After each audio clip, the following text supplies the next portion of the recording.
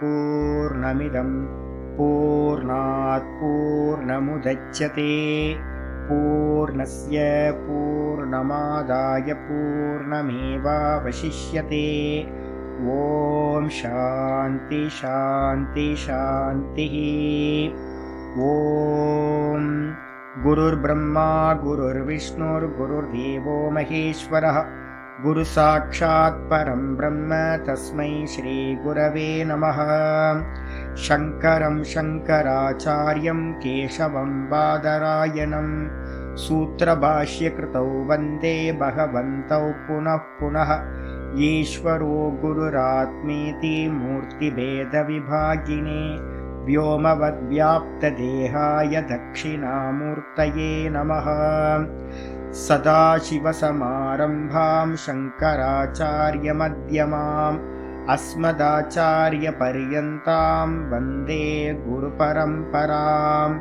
ॐ यो ब्रह्माणं विदधाति पूर्वं यो वै वेदांश्च प्रहिणोति तस्मै तं हदेवमात्मबुद्धिप्रकाशं मुमुक्षुर्वै शरणमहं प्रपद्ये।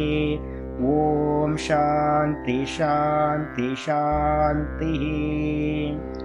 ॐ असतो मा सद्गमय तमसो मा ज्योतिर्गमय मृत्योर्मामृतं गमय।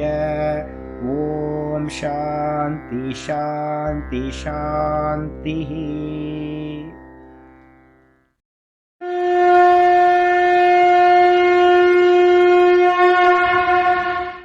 ॐ पार्थाय प्रतिबोधितां भगवता नारायणेन स्वयं व्यासेन ग्रथितां पुराणमुनिना मध्ये महाभारतम् अद्वैतामृतवर्षिणीं भगवतीम् अष्टादशाध्यायिनीम् अम्ब त्वामनुसन्दधामि भगवद्गीते भवद्वेषिणीम्।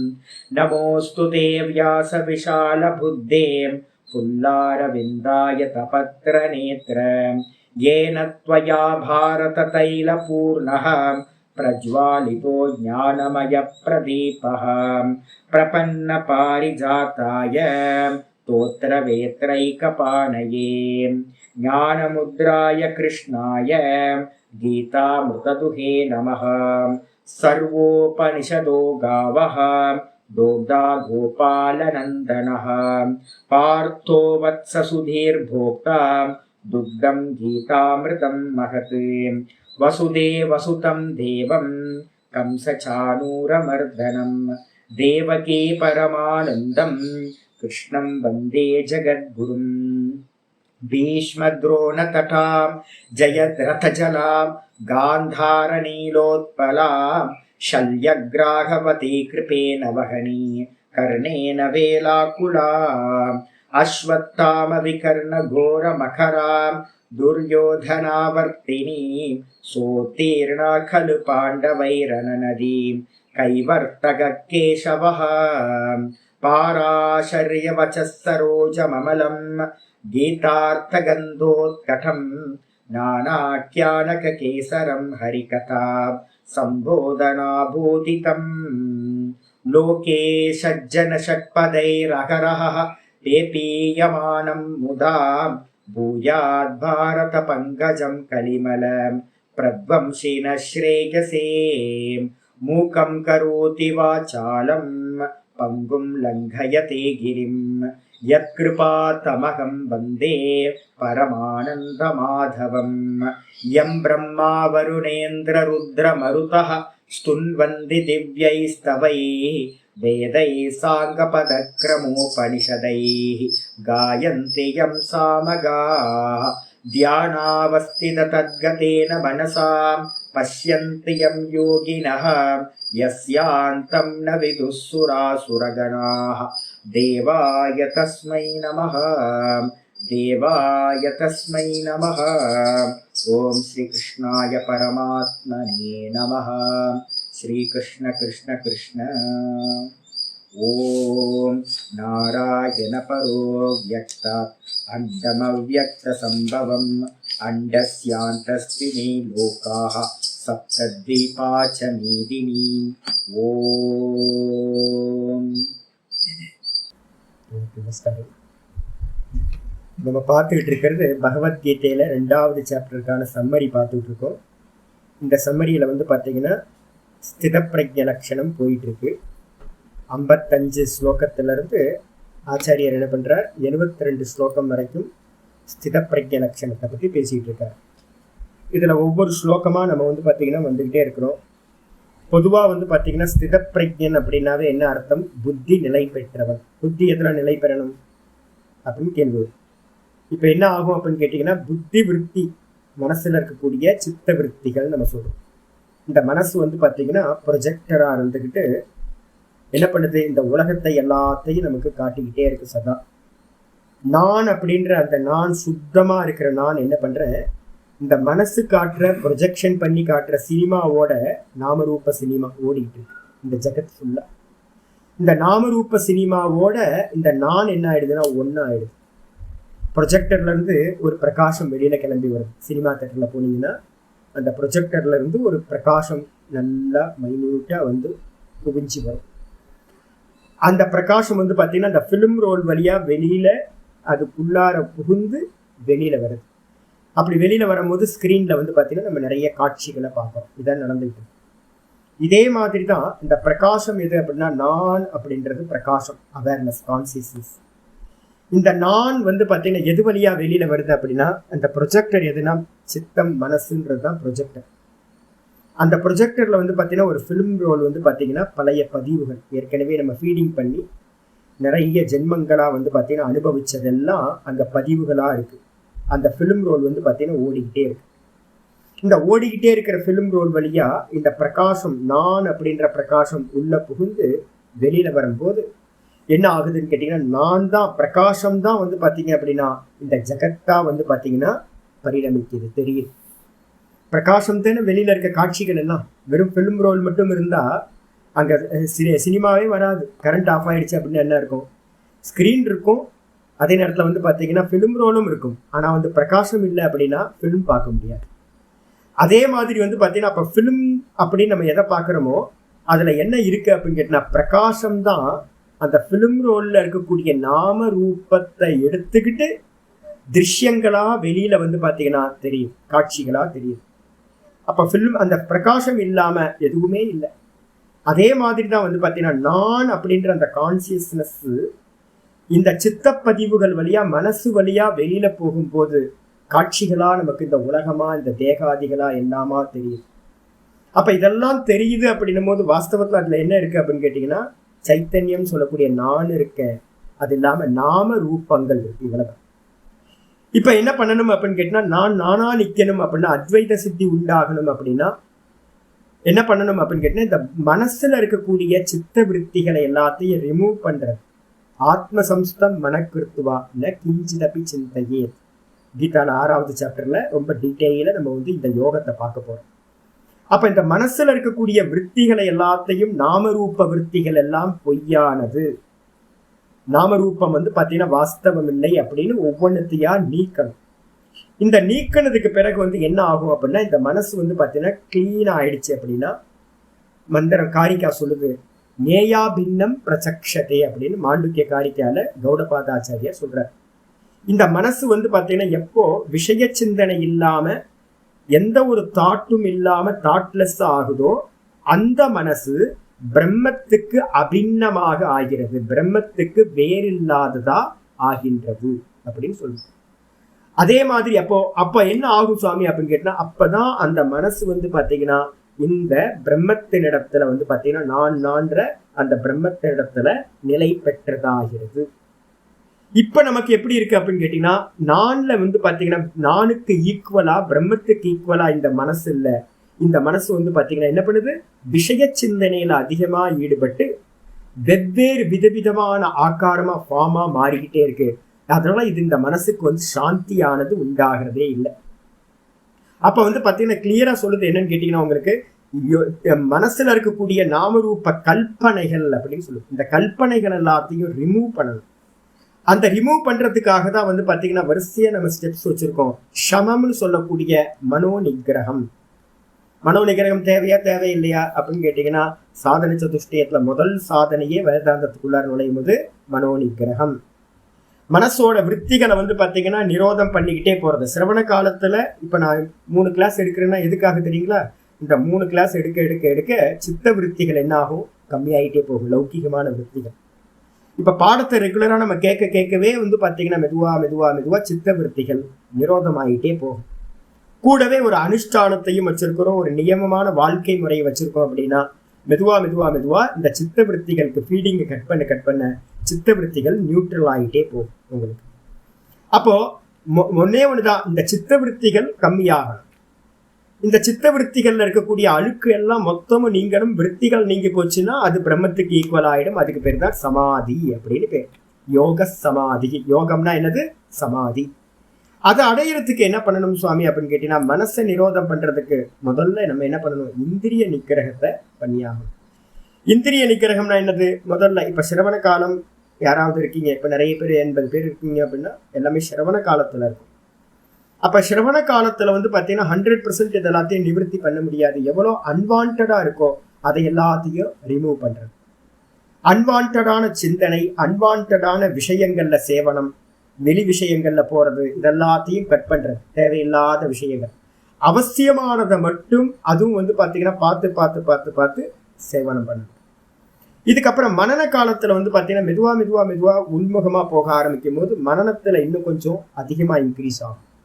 அப்புறம் வாஸ்தவத்துல ஸ்தித பிரஜ்ஞ லட்சணம் எங்க வருது அப்படின்னு கேட்டீங்கன்னா, நிதித்தியாசனத்துல ஒருத்தன் சமாதி அபியாசியா ஒருத்தன் உட்கார்றான், சமாதிக்காக உட்கார்றான். ஆத்மசம்ஸ்தம் ஆத்மசம்ஸ்தம் கிருத்வா மனக்கிருத்வா ந கிஞ்சிதபி சிந்தையம் க்ஷணை க்ஷணை உபரமே புத்தியா திருதி கிரகீதைய 6:25 வந்து சொல்லுது. மெதுவா மெதுவா மெதுவா என்ன பண்ணுங்க அப்படின்னா இந்த இந்திரியங்களையும் இந்த மனசையும் என்ன பண்ணு? ஷட் டவுன் பண்ணிக்கிட்டே போ. ஷட் டவுன் பண்ணி பண்ணி பண்ணி பண்ணி கடைசியில வந்து பாத்தீங்கன்னா இந்த ஆத்மாலையே இந்த மனசை என்ன பண்ணு?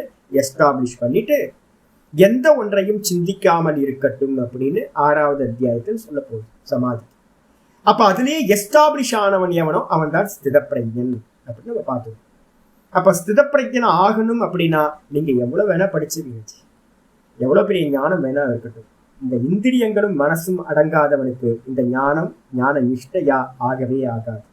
படிச்சிருக்கலாம். உலகத்துல வந்து பாத்தீங்கன்னா நிறைய பிலாசபர்ஸ் இருக்காங்க, நிறைய வந்து பாத்தீங்க அப்படின்னா யூனிவர்சிட்டில எல்லாம் வந்து பாத்தீங்கன்னா வேதாந்தத்தை சொல்லி கொடுக்குற பேராசிரியர்கள் நிறைய ப்ரொஃபசர்ஸ் இருக்காங்க, நிறைய ஆர்டிக்கிள் எழுதுறவங்க புத்திசாலிகள் இருக்காங்க. ஆனா யாருக்கும் வந்து பாத்தீங்கன்னா நிறைய பேருக்கு இந்த மனோநிகிரகம், இந்த அதே மாதிரி இந்திரிய நிகிரகம் மனோநிகிரகம் சித்திச்சிருக்காது. அதனால வந்து பாத்தீங்கன்னா அதி விரளமா வந்து ரமணர் மாதிரி, சதாசிவ பிரம்மேந்திரர் மாதிரி ஜீவன் முக்தர்கள் வந்து பாத்தீங்கன்னா அதி விரளமா இருக்காங்க.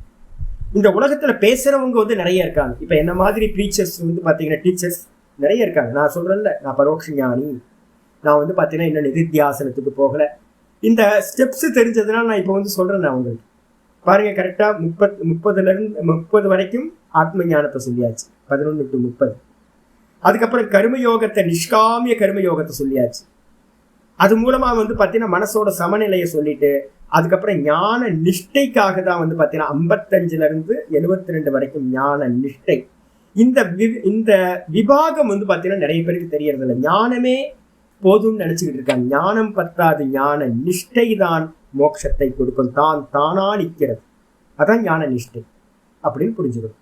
இப்ப நம்ம எங்க வந்திருக்கோம் அப்படின்னு கேட்டீங்கன்னா 66வது ஸ்லோகம் வரைக்கும் வந்திருக்கோம்.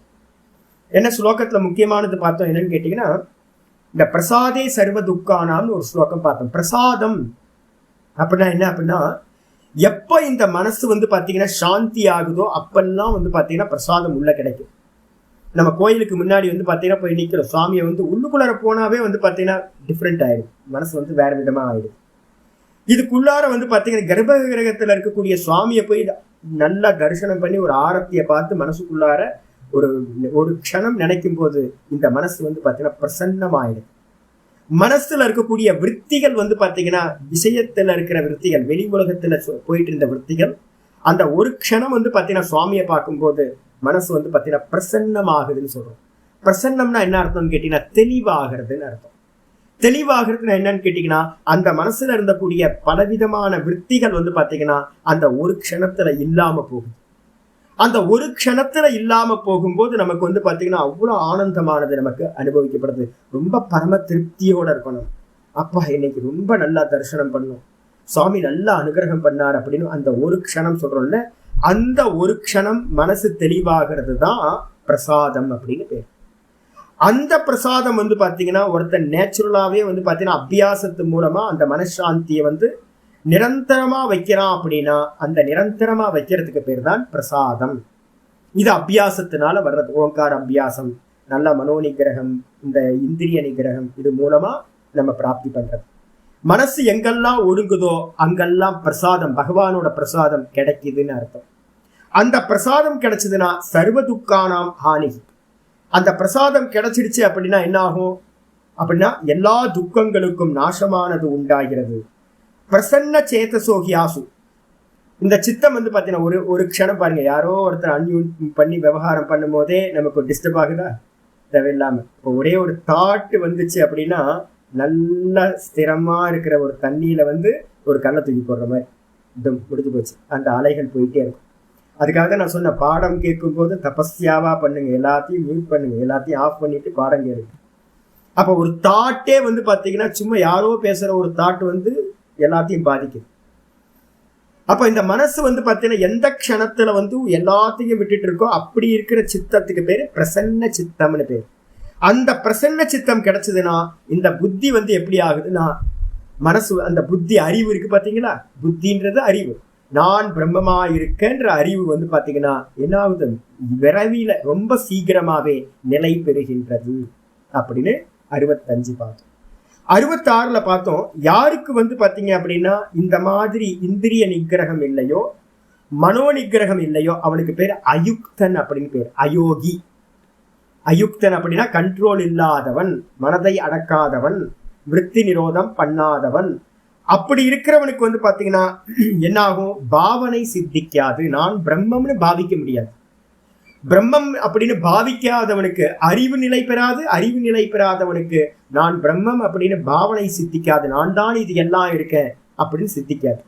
அப்படி சித்திக்காதவனுக்கு வந்து பாத்தீங்கன்னா என்ன ஆகுது, சாந்தின்னு சொல்லக்கூடிய மோட்சமானது சம்பவிக்கவே சம்பவிக்காது. அப்ப இந்திரிய நிகிரகம், மனோ நிகிரகம், மனோ நிகிரகத்து மூலமா பிரசாதம், மனத்தெளிவு, அதுக்கப்புறம் புத்தி நிலை பெறுதல். இந்த புத்தி நிலை பெறுன்றவனுக்கு அடுத்தது வந்து பாத்தீங்கன்னா பாவம், அந்த பாவம் பண்றவனுக்கு வந்து பாத்தீங்கன்னா மோட்சம் கிடைக்குது. இதான் ஸ்டெப்ஸ் வந்து பாத்தீங்கன்னா சொல்லப்பட்டது.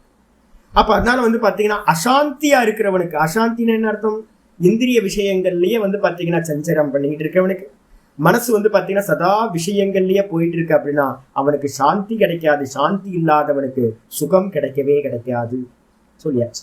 சொன்னதுக்கு பிறகு வந்து பாத்தீங்கன்னா இன்னைக்கு பாடம் ஆரம்பிக்குது. 67வது ஸ்லோகம். இந்திரியாணாம் ஹி சரதாம் யன்மனோனு விதீயதே ததஸ்ய ஹரதி பிரஜ்ஞாம் வாயுர்நாவமிவாம்பசி. இந்திரியாணாம் ஹி சரதாம் யன்மனோனு விதீயதே ததஸ்ய ஹரதி பிரஜ்ஞாம் வாயுர்நாவமிவாம்பசி. இப்ப நான் சொன்னதையே ஆச்சாரியார் என்ன பண்றார் சொல்றார், இதான் பரம்பரை. ஆச்சாரியர் சொல்றார், இந்த சரதாம் இந்திரியானா, இந்த இந்திரியங்கள் வந்து பாத்தீங்கன்னா விஷயங்கள்லயே சஞ்சாரம் பண்ணிக்கிட்டு இருக்கு. அதனால வேலையே அதுதான். படைக்கும் போது டிஃபால்ட் இது. கண்ணு வெளியில பாக்குது, காது வெளியில இருக்க சப்தங்களையே கேட்குது, மூக்கு வந்து வெளியில இருக்க ஸ்மெல் பண்ணுது, நாக்கு வந்து பாத்தீங்கன்னா வெளியில இருக்க விஷயங்களை டேஸ்ட் பண்ணுது. அதனால உள்ள இருக்கிற ஆத்மாவை வந்து பாத்தீங்கன்னா இந்த இந்திரியங்கள் பார்ப்பதில்லை, கட்டோபனிஷத் மந்திரம் சொல்லுது. அதனால என்னன்னு கேட்டீங்கன்னா இந்த இந்திரியங்கள் சரத்தாம் இந்திரியானம், வெளியிலேயே போயிட்டு இருக்க இந்திரியங்கள் இருக்குல்ல, இதுக்கு பின்னாடியே எத்து மனோ அனுவிதீயத்தை, எந்த மனதானது இந்த இந்திரியங்களுக்கு பின்னாடி போகுதோ, சப்தத்துக்கு பின்னாடியே போயிடுதோ, ரூபத்துக்கு பின்னாடியே போயிடுதோ, டேஸ்டுக்கு பின்னாடியே போயிடுதோ, ஸ்மெல்லுக்கு பின்னாடியே போகுதோ, ஸ்பர்ஷத்துக்கு பின்னாடியே போகுதோ, அதுலயே சிந்தனை பண்ண ஆரம்பிச்சிருதோ இந்திரிய விஷயங்கள்லயே, ததஸ்ய ஹரதி பிரஜ்ஞா, அவனுடைய பிரஜையானது உணர்வு இருக்குல்ல, அகமகம்ன்ற உணர்வுல நிக்கணும். அந்த அகமகம்ன்ற உணர்வுல நிக்கிறதுக்கு முடியாம அந்த பிரஜையை, அறிவை, ஸ்தூலமா எடுத்த அறிவு, சூக்ஷ்மமா எடுத்தா பிரக்ஞா உணர்வு. இந்த அறிவையும் உணர்வையும் அது என்ன பண்ணுதுன்னு கேட்டீங்கன்னா, இந்த மனமானது என்ன பண்ணுது? ததஸ்ய ஹரதி பிரக்ஞா. இந்த மனமானது அந்த பிரக்ஞையை, அறிவை, உணர்வை என்ன பண்ணுது? வெளிமுகமா இழுத்துக்கிட்டு போயிடுது. நம்ம என்ன பண்றோம்? பியூரா இருக்கக்கூடிய பிரகாசத்தை பார்க்கறது இல்ல. நம்ம எதை பார்க்கிறோம் அப்படின்னா, ஸ்கிரீன்ல தெரியக்கூடிய திருஷ்யங்களை மட்டும் பார்க்கிறோம். நமக்கு வந்து பார்த்தீங்கன்னா ஸ்கிரீன்ல பிரகாசம் தெரியவே மாட்டேங்குது. இந்த உலகம் தெரியுது, உலக விஷயங்கள்ல நம்ம ஈடுபட்டு இருக்கோம். ஆனா இந்த மனசு வந்து பார்த்தீங்கன்னா புத்தியை கொண்டுட்டு போயிடுச்சு, சத்தியத்துவம் கொடுத்துருது எல்லாத்தையும். சொப்பனத்தை பார்க்கும்போது எப்படி சத்தியமா இருக்கோ அதே மாதிரி இந்த உலகத்தை எல்லாத்தையும் நம்ம சத்தியம்னு பார்க்க ஆரம்பிச்சோம். இதுதான் வந்து நடக்குது. அதனால நம்முடைய வேதாந்தம் படிச்ச வேதாந்தமும் அதே நேரத்துல வந்து பார்த்தீங்கன்னா அனுபவ ஞானமும் இந்த நான் சொல்றதுமே அந்த நான்ல நிக்க விடாம இந்த மனசு வந்து பார்த்தீங்கன்னா இந்த புத்தியை அபகரிச்சுக்கிட்டு வெளியில இந்திரியத்து வழியா வெளி உலகத்துக்கு சென்று விடுகிறது. முடிஞ்சு போச்சு. எப்படி இதுக்கு ஏதாவது எக்ஸாம்பிள் இருக்கு அப்படின்னா, ஒரு சைக்ளோன்ல மாட்டிக்கிட்ட ஒரு கப்பல் மாதிரி. ஒரு கப்பல் வந்து பார்த்தீங்கன்னா ரொம்ப மோசமான ஒரு சைக்ளோன்ல மாட்டிக்கிச்சு அப்படின்னா, இந்த கப்பல் போக வேண்டிய திசையில போகாம காற்று எந்த திசையில இழுத்துக்கிட்டு போகுமோ அந்த திசையில எப்படி படகு போகுமோ கப்பல் போகுமோ அதே மாதிரி வந்து பாத்தீங்கன்னா இந்த இந்த நான் சொல்லக்கூடிய இந்த இது வந்து பாத்தீங்கன்னா என்ன ஆகும்? இந்த இந்திரிய விஷயங்களுக்கு ஏற்ற மாதிரி வெளிமுகமாவே போயிடும். நம்ம அடையவே முடியாது. இந்த புத்தி நிலை பெறவே பெறாது. இந்த விஷயம் வெளி விஷயங்கள்லயே சஞ்சாரம் பண்ணிக்கிட்டு நாசத்தை அடையும் சொல்லியாச்சு. இதுக்கப்புறம் 68வது ஸ்லோகம் சொல்லுது. இங்கேயும் பாருங்க, மொத்தமே வந்து யாரோ ஒர்க் அவுட் பண்ணுங்க. என்னன்னு கேட்டீங்கன்னா 55ல இருந்து 72 வரைக்கும் எத்தனை வாட்டி இந்திரிய நிகிரகத்தை பத்தி சொல்லுது, எதெல்லாம் மனோ நிகிரகத்தை பத்தி பேசுதுன்னு பாருங்க. ஒன்னும் பண்ண வேணாம்ன்ற வேதாந்தம்லாம் ஒன்னுத்துக்கும் ஆகாது சாமி. கால்கில கத்திரியா கூட வாங்க முடியாது மோட்ச மார்க்கத்துல. அதை வச்சுக்கிட்டு யாருக்கெல்லாம் வந்து பாத்தீங்கன்னா அதான் சொல்ற, நாயமாத்மா பலஹீனேன ந லப்யா. இதுல வந்து கட்டோபனிஷத்து சொல்ற, இந்த ஆத்மா வந்து பாத்தீங்கன்னா பலஹீனர்களால் அடைய முடியாது. பலஹீனம்னா என்ன அர்த்தம்?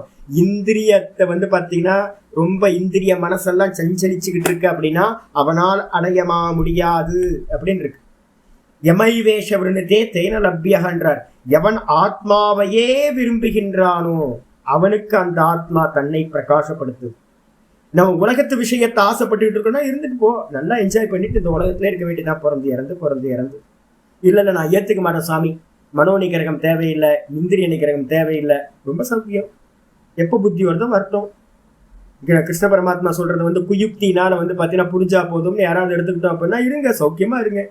சௌக்கியமா வந்து பாத்தீங்கன்னா சப்தத்தை பேசிக்கிட்டு எனக்கும் வேதாந்தம் தெரியும்னு பேசிக்கிட்டு வெளியிலேயே சஞ்சாரம் பண்ணிட்டு இருக்க வேண்டியது. மோட்சத்தை அடையவே முடியாது. அப்ப அதனால வந்து பாத்தீங்கன்னா அடுத்தது ஆரம்பிக்கிறார். தஸ்மாத் யஸ்ய மகாபாஹு நிக்ருஹீதானி சர்வஷஹ இந்திரியாணி இந்திரியார்த்தேப்யஹ தஸ்ய பிரஜ்ஞா பிரதிஷ்டிதா. ரொம்ப ஸ்பஷ்டமா ஆச்சாரியர் என்ன பண்றான்னு கேட்டீங்கன்னா ஒரு கன்க்ளூஷன் வரார். 55வது ஸ்லோகத்திலிருந்து நம்ம 67வது ஸ்லோகம் வரைக்கும் என்ன பார்த்தோம் அப்படின்னா ஒரே ஒரு விஷயம்தான் பார்த்திருக்கோம். எல்லாத்தையும் ஒன்னாக்கி கன்க்ளூஷன். தஸ்மாத் ஆகையினால் என்ன பண்ணு, மகாபாகோ பெரிய தோல் உடையவனை. எதுக்கு அப்படின்னு கேட்டீங்கன்னா பெரிய ஷோல்டர் இருக்குன்னு என்ன அர்த்தம்? வாரியர்னு அர்த்தம். யோத்தா, நல்லா வந்து பார்த்தீங்கன்னா யுத்தம் பண்ணக்கூடியவன். யதின்னு பேரு. முயற்சி பண்ணணும். ஈஸியா ஜஸ்ட் லைக் கிடைச்சிருமா அப்படின்னா எதுவுமே கிடைக்காது. நம்ம சம்பாதிச்ச எதுவுமே கஷ்டப்படாம ஒன்றும் சம்பாதிக்கல. அப்படி இருக்கும்போது இந்த மோட்சத்துல மட்டும் எதுவுமே கஷ்டப்படாம கிடைச்சிருமா? கிடைக்காது. அப்ப வந்து பாத்தீங்கன்னா நல்லா வந்து பாத்தீங்கன்னா சம்சாரத்தை நோக்கி நல்லா வார் பண்ணணும். இந்திரிய நிகிரகம்ன்றது வந்து பாத்தீங்கன்னா ஒரு பெரிய வார். மனோ நிகிரகம்ன்றது ஒரு பெரிய வார். நம்மளை நோக்கி நம்ம வந்து பாத்தீங்கன்னா அதை அடக்கிறதுக்காக முயற்சி பண்றோம், ஜெயிக்கிறதுக்காக. அப்ப வந்து சொல்றார் மகாபாகோ, ஏ அர்ஜுனா, மகாபாகோ உயர்ந்த தோல் உடையவனே, ஷோல்டர் இருக்கவனே. தஸ்மாத் ஆகையினால் அஸ்ய நிகிரஹீதானி சர்வசக. அஸ்யன்னா என்ன அர்த்தம்? இதனை என்ன பண்ணு அப்படின்னா இந்த மனிதனுடைய இந்த மனசை வந்து பாத்தீங்கன்னா என்ன பண்ணுது? இது எல்லாம் வெளியிலேயே கொண்டுட்டு போயிட்டு இருக்கு. அதனால நீ என்ன பண்ணு அப்படின்னா சர்வசக நிகிரஹீதானி. சர்வசகனா என்ன அர்த்தம்? எல்லா பக்கத்திலையும் போயிட்டு இருக்க இந்திரியங்களையும் கூடவே வந்து பாத்தீங்கன்னா இந்த இந்திரியங்கள் பின்னாடி போகக்கூடிய இந்த மனதையும் என்ன பண்ணுனா எல்லா புறத்திலிருந்தும் எல்லா சைட்ல இருந்தும் என்ன பண்ணு? கண்ட்ரோல் பண்ணுவையாகிய நிகிரஹீதானி, நிகிரகம் செய்வாயாக. கீதாவோட இதை காட்டிலும் வேற யாருங்க பிரமாணம்? குப்பனும் சுப்பனும் இந்த சனாதன தர்மத்துல விதவிதமான மனிதர்கள் வருவாங்க போவாங்க. ஒவ்வொருத்தருக்கும் ஒரு புண்ணிய காலம் இருக்கும். நான் இப்போ யூடியூப்ல ஒருத்தரை பாக்குறேன். இப்போலாம் நியூ குருமார்கள்லாம் வந்து பாத்தீங்கன்னா எல்லாம் ஏதோ ஒரு கூட்டம் இருந்தாவே போதும், அவ்வளவுதான் அவங்க குருமார்கள் ஆயிடுறாங்க. எப்ப வந்து பாத்தீங்கன்னா ஒரு தனி மனிதனோட ஒரு விஷயத்தை நம்ம அடாப்ட் பண்றோமோ அப்போ வந்து நாசத்தை அடைவோம். எப்பவுமே மனசுல நல்லா புரிஞ்சுது. பிரமாணத்தை ஸ்வீகாரம் பண்ணணும். என்ன பிரமாணம்? கீதா பிரமாணம், உபனிஷத்து பிரமாணம். அப்ப இந்த உபனிஷத்தையும் கீதாவையும் பிரமாணம் வச்சுக்கிட்டு யாராவது புரிஞ்சா போதும் சொன்னா இமிடியேட்டா கேள்வி கேளுங்க. ஏன் இந்த கீதால வந்து பாத்தீங்கன்னா இது மாதிரி சொல்லியிருக்கு, தஸ்மாத் யஸ்ய மகாபாகோ நிகிரஹீதானி சர்வசஹ, எல்லா திசைகளிலும் இருக்கக்கூடிய செல்லக்கூடிய இந்திரியங்களையும் மனதையும் கண்ட்ரோல் பண்ணின்னு ஏன் சொல்லியிருக்கு? புரிஞ்சா போதும் சொல்லலையே, இது வரைக்கும் நமக்கு பார்க்கவே இல்லையே. 2வது அத்தியாயத்துல பூர்ணமா முடிஞ்சு போச்சு வேதாந்தம். ஒரு இடத்துல கூட வந்து பாத்தீங்கன்னா ஒன்றும் பண்ணாதீங்க, அடுத்த அத்தியாயத்துக்கு தான் நான் டெவலப் பண்ணிட்டு போறேன். ஆச்சரியர் 3வது அத்தியாயம் ஆரம்பிக்கும் போதே அவதாரிக்க பாஷ்யத்துல இதெல்லாம் சொல்ல வர. அப்ப என்னன்னு கேட்டீங்கன்னா, சொந்த மனுஷன் பேசுறதை எடுக்காதீங்க. அது வந்து பாத்தீங்கன்னா உங்களை உத்தம கதிக்கு கொண்டே போகாது. ஆச்சாரியார் சொல்றார், கிருஷ்ணர் சொல்றார், எல்லா புறத்திலும் சென்று கொண்டிருக்கின்ற இந்திரியங்களை மனதையும் என்ன பண்ண, நிகிரஹீதானி சர்வசஹ, எல்லாத்தையும் நிரோதம் செய்ய வேண்டும். எவனுக்கு வந்து பாத்தீங்கன்னா எவனுக்கு வந்து பாத்தீங்கன்னா இந்த விதமா நிகிரகம் பண்றானோ அவனுக்கு தஸ்ய என்னது, இந்திரியாணி இந்திரியார்த்தேபியா, இந்திரியங்கள் வந்து இந்திரிய விஷயங்கள்லயே போயிட்டு இருக்கு, அவைகளை வந்து பாத்தீங்கன்னா எல்லா புறத்திலிருந்தும் நிகிரகம் செய்ய வேண்டும். அப்படி நிகிரகம் பண்ணவனுக்கு தஸ்யனா அவனுக்கு பிரக்ஞா பிரதிஷ்டிதா, பிரக்ஞா பிரதிஷ்டிதா அவனுடைய அறிவு அகம் பிரம்மாஸ்மின்ற விஷயத்துல சொரூபத்துல நிலை பெற்றதாக ஆகும் சொல்லியாச்சு. அதுக்கப்புறம் இதோட இந்த சாப்டர் வந்து பாத்தீங்கன்னா இந்த இது கன்க்ளூஷன் வந்து முடிச்சாச்சு. முடிச்சதுக்கு அப்புறம் ஞானியோட நிலைய வந்து பாத்தீங்கன்னா அஞ்ஞானி நிலையும் ஞானியோட நிலையையும் சொல்றார். என்ன சொல்றார்? 69வது ஸ்லோகம். யானிஷா சர்வபூதானாம் தஸ்யாம் ஜாகர்தி சம்யமீம் யஸ்யாம் ஜாகிரதி பூதானி சா நிஷா பஷ்யதோ முனேஹே. யானிஷா சர்வபூதானாம் தஸ்யாம் ஜாகர்தி சம்யமீம் யஸ்யாம் ஜாகிரதி பூதானி சா நிஷா பஷ்யதோ முனேஹே. யானிஷா சர்வபூதானாம், எந்த வந்து பாத்தீங்கன்னா அனைத்து பூத்தங்களுக்கும் எது வந்து பாத்தீங்கன்னா நிஷா இரவா இருக்கோ ராத்திரியா இருக்கோ, யாருக்கு எல்லா ஜீவராசிகளுக்கும் எது ராத்திரியா இருக்கோ, ராத்திரினா என்ன அர்த்தம்? இந்த உலோகத்துல இருக்கிற எந்த ஜீவராசியும் வந்து பாத்தீங்கன்னா ஆத்ம தத்துவத்தை பார்க்கவே இல்லை. யாரோ அதிவிரர், ரொம்ப விரலம், யாரோ கொஞ்சம் பேர் வந்து கண்ணுக்கு தெரியாம எங்கெங்கயோ இருந்து ஆத்ம தரிசனம் பண்ணிட்டு இருக்காங்க. இன்னும் ஞானி புருஷர்கள் ஆத்ம தரிசனம் பண்றவங்க ஜீவன் முக்தர்கள் இருந்துகிட்டு இருக்காங்க. நமக்கு தெரியல. நமக்கு பக்கத்து வீட்டிலேயே கூட இருக்கலாம், நமக்கு தெருவிலேயே இருக்கலாம், நம்ம கோயில் வாசல்ல வந்து பிச்சை எடுத்துட்டு இருக்கலாம் ஒருத்தர். யாரு எந்த நிலையில இருப்பாங்கன்னு யாருக்கும் தெரிய போறதில்லை. அப்போ மீதி இருக்கிற ஜனங்கள் எல்லாம் ஞானி புருஷர்களுக்கு, ஆத்மாவை பார்ப்பவர்களுக்கு அந்நியமா மீதம் இருக்கிற எல்லா புருஷர்களுக்கும் இந்த பிரம்ம தத்துவம் ஆத்ம தத்துவம் எப்படி இருக்குன்னா ராத்திரி மாதிரி இருக்கு. ராத்திரினா என்ன சுவாமி? விவேகம் இல்லாம போயிடுது. நான் யார், இந்த ஜெகத் என்ன அப்படின்னு தெரியாம எல்லாம் ஒன்னா கலந்து கட்டி வச்சிருக்கோம், எல்லாம் மிக்ஸ் ஆகி கிடக்குது. இருட்டுல வந்து பாத்தீங்கன்னா எந்த இதுவும் விபாகம் இல்லாம விவேகம் பண்ண முடியாம எல்லாம் ஒரே இருட்டா இருக்குமோ, அதே மாதிரி வந்து பாத்தீங்கன்னா சகல ஜீவராசிகளுக்கும் எப்படி இருக்கு, ஆத்ம தத்துவம் வந்து பாத்தீங்கன்னா இருட்டா இருக்கு, ஒரே இருட்டா இருக்கு. நான் யார் தெரியவே இல்லை சுவாமி, அந்த விதமா இருக்கு. தஸ்யாம் ஜாகிரதி சம்யம், அதனிடத்துல அந்த பரமார்த்த தத்துவத்துல என்ன பண்றான் அந்த ஞானி புருஷன்? சம்யமி. சம்யமம்னா என்ன அர்த்தம்? ஏற்கனவே சொல்லியிருக்கேன், தாரண தியான சமாதி. இந்த மூன்றையும் வந்து பாத்தீங்கன்னா கை கொண்டவனுக்கு பேர் சம்யமின்னு பேர். ஆத்ம சம்யம யோகம்னே பேர் 6வது சாப்டருக்கு. 6வது சாப்டருக்கு என்ன பேரு? ஆத்ம சம்யம யோகம்னு அர்த்தம். என்னது சம்யமனம்னு என்ன சுவாமி அப்படின்னு கேட்டீங்கன்னா, வெளியில போற இந்திரியங்களை கண்ட்ரோல் பண்றது, கண்ட்ரோலுக்கு பேர் சம்யமனம்னு பேர். மனசை வந்து பாத்தீங்கன்னா வெளியில போற மனசை கண்ட்ரோல் பண்றது சம்யமம்னு பேர். இந்த மனசை வந்து பாத்தீங்கன்னா யாரு வந்து ஆத்மாவிலேயே தாரணை பண்ணி, ஆத்மாலேயே தியானம் பண்ணி, ஆத்மாலேயே சமாதியும் அடைந்தானோ, ஸ்தித பிரஜனோ, அவனுக்கு பேர் சம்யமின்னு பேர். அந்த சம்யமியா இருக்கிறவன் எப்பவுமே வந்து 24 மணி நேரம் என்ன பண்ணிட்டு இருக்கான், அந்த ஆத்மாவையே பூரணமா தரிசிச்சுட்டு இருக்கான். ஸ்தித பிரஜனாச்சு, அதுலயே நிக்கிறான். அப்போ இந்த உலக மக்களுக்கு எல்லாத்துக்கும், லோக்கத்துல இருக்கிற எல்லாத்துக்கும் வந்து இருட்டா இருக்கிற அந்த ஆத்ம தத்துவம் அந்த பிரம்ம ஞானிக்கு வந்து பார்த்தீங்கன்னா பிரம்ம நிஷ்டனுக்கு எப்படி இருக்கு, ஜாகிரதி. அந்த விஷயத்துல அவன் பூரண விழிப்போட இருக்கான், பூரணமா வேக்கப்ல இருக்கான். எஸ்யாம் ஜாகிரதி பூத்தானி, எந்த உலக விஷயங்கள்ல, இந்திரிய விஷயங்கள்ல, மனோ விஷயங்கள்ல, இந்திரிய போகங்கள்ல இந்த உலகம் ஃபுல்லா வேக்கப்ல இருக்கும், உலகத்தையே பார்க்கின்றனவோ, அந்த உலக விஷயங்கள்ல, இந்திரிய விஷயங்கள்ல என்ன பண்றான், இந்த முனிவனானவன் என்ன பண்றான், சா நிஷா பஷ்யதோ முனி, அவன் வந்து பாத்தீங்கன்னா இருட்ட பாக்குற மாதிரி பாக்குறான். அவனுக்கு இந்த உலகம் தெரியவே இல்லை, இந்த உலக போகங்களும் விஷய போகங்களும் எதுவுமே தெரியல. சதா காலம் அவன் தான்ல நிக்கிறதுனால இந்த உலகம் தெரியாமையே போயிடுது. நான் ஒரு எக்ஸாம்பிள் சொல்லியிருக்கேன்ல, எதற்கு வந்து நல்ல ரோட்ல வந்து 10 மணிக்கு மேல என்னைக்காவது டிராவல் பண்ணும்போது கார்ல போறீங்கன்னு வச்சுங்க, என்ன தெரியும் அப்படின்னு கேட்டீங்கன்னா, பிரகாசம் கண்ணுக்கு முன்னாடி எவனாவது ஒருத்தன் லாரிக்காரன் என்ன பண்றான், நல்ல பீம் லைட்டை போட்டு வரான்னு வச்சுங்க, என்ன ஆகும், கார் ஓட்டுறவங்களுக்கு கண்ணு தெரியாது, வெறும் பிரகாசம். வெறும் பிரகாசம் அடிக்கும் போது எனக்கு என்ன தெரியும் அப்படின்னு கேட்டா, கண்ணு தெரியாம போயிடுது, வேற என்ன பக்கத்துல இருக்குன்னு தெரியவே தெரியாது. ரோட்ல என்ன இருக்கு, சென்டர் மீடியன் இருக்கா, என்ன இருக்கு, பக்கத்துல யார் வண்டி போதா இல்லையா, ஒன்றும் தெரியாது. அதே மாதிரி பூரண பிரகாசம் இருக்கிறவனுக்கு இந்த உலகம் தெரியவே தெரியாது. தான்ல நிலை பெற்றவனுக்கு இந்த உலகம் தெரியவே தெரியாது. அதே மாதிரி பூரண இருட்டுல இருக்கிறவனுக்கும் இந்த உலகம் தெரியாது, என்ன இருக்கு ஏது இருக்குன்னு. எல்லா லைட்டும் ஆஃப் ஆயிடுச்சு, என்ன ஆகும் தெரியாது. அஞ்ஞானிகள் எல்லாம் எப்படின்னா லைட்டான மாதிரி இருக்கும், ஞானி எப்படி இருக்குன்னா பூரண பிரகாசத்துல இருக்கும். அப்போ பூரண பிரகாசத்துல இருக்கும் போதும் உலகம் தெரியாது, பூரண இருட்டுல இருக்கும் போதும் விவேகம் தெரியாது, தான் யாரு இது என்னன்னு விவேகம் தெரியாது. இதுதான் வித்தியாசம். அடுத்த ஸ்லோகம் 70வது ஸ்லோகம் சொல்லுது. ஆபூர்யமானமசல பிரதிஷ்டம் சமுத்திரமாப பிரவிசந்தி யத்வத் தத்வத் காமாயம் பிரவிசந்தி சர்வே சசாந்திமாப்னோதி ந காமகாமி. ஆபூர்யமானமசல பிரதிஷ்டம் சமுத்திரமாப பிரவிசந்தி யத்வத் தத்வத் காமாயம் பிரவிசந்தி சர்வே சசாந்திமாப்னோதி ந காமகாமி.